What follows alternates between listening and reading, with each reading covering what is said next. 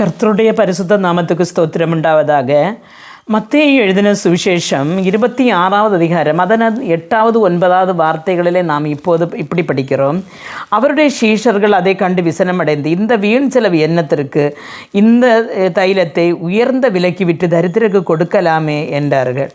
அருமையான தேவனுடைய பிள்ளைகளே, ஒரு தடவை இயேசுவும் சீடர்களும் சீமோன் என்ற ஒரு குஷ்டரோகியான ஒரு மனிதனுடைய வீட்டில் இருந்த நேரத்திலே ஒரு ஸ்திரீ ஒரு விலையேறப்பெற்ற ஒரு தைலத்தை கொண்டு கர்த்தருடைய தலையிலே ஊற்றினார்.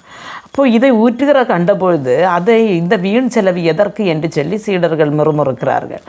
அப்பொழுது இயேசு சொல்லுகிறான்னு சொன்னால், தரித்திரர்கள் எப்பொழுதும் உங்களோடு கூட இருப்பார்கள், நானும் உங்களோடு இரேன் என்று சொல்லுகிறார்.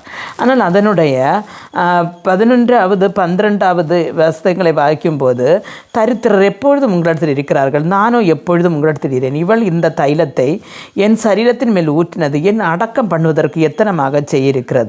இந்த சுவிசேஷம் எங்கெல்லாம் பிரசங்கியப்படுமோ அங்கெல்லாம் இவளை நினைப்பதற்காக இவள் செய்ததும் சொல்லப்படும் என்று மெய்யாகவே உங்களுக்கு சொல்லுகிறேன் என்று சொன்னார். அருமையான தேவனுடைய பிள்ளைகளே, அந்த ஸ்திரீ கொண்டு வந்த அந்த ஊற்றின தைலத்தை குறித்து கர்த்தர் சொல்லுகிறார், அது என்னுடைய மரணத்துக்கென்று அடக்கத்திற்கென்று செய்கிறது, அதற்கு நினைவு கூறாக அவள் செய்திருக்கிறார். ஆனால் இவள் செய்தது என்னுடைய அந்த சுவிசேஷம் எங்கெல்லாம் பிரசங்கிக்கப்படுகிறதோ அங்கெல்லாம் இவள் செய்ததும் செய்யப்படும் என்று சொல்லுகிறது. இன்றைக்கு நாம் பார்க்கும் பொழுது தேவனுடைய ஆராதனைக்கு எதுக்கு செய்யணும், அல்லங்க இப்போ சர்ச்சுக்கு எதுக்கு செய்யணும், பாஸ்டர்ஸுக்கு எதுக்கு செய்யணும், அப்போ ஊழியங்களுக்கு எதுக்கு கொடுக்கணும், கர்த்தர் தானே நமக்கு எல்லாம் கொடுக்கிறார், கர்த்தருடைய வேலையை கர்த்தர் செய்து கொள்ளுவார் அப்படின்னு எல்லாம் நினைக்கிறவர்களும் உண்டு.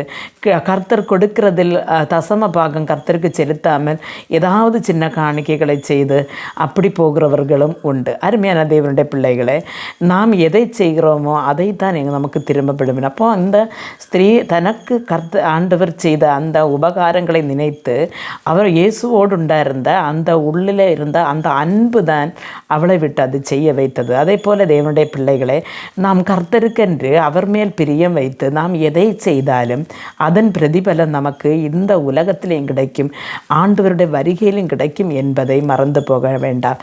அதனால் ஒவ்வொரு நாளும் நாம் கர்த்தருக்கென்று எதையாவது செய்ய கர்த்தர் நம்மை ஒவ்வொருவரையும் பலப்படுத்துவாராக. ஜெபிப்போம்.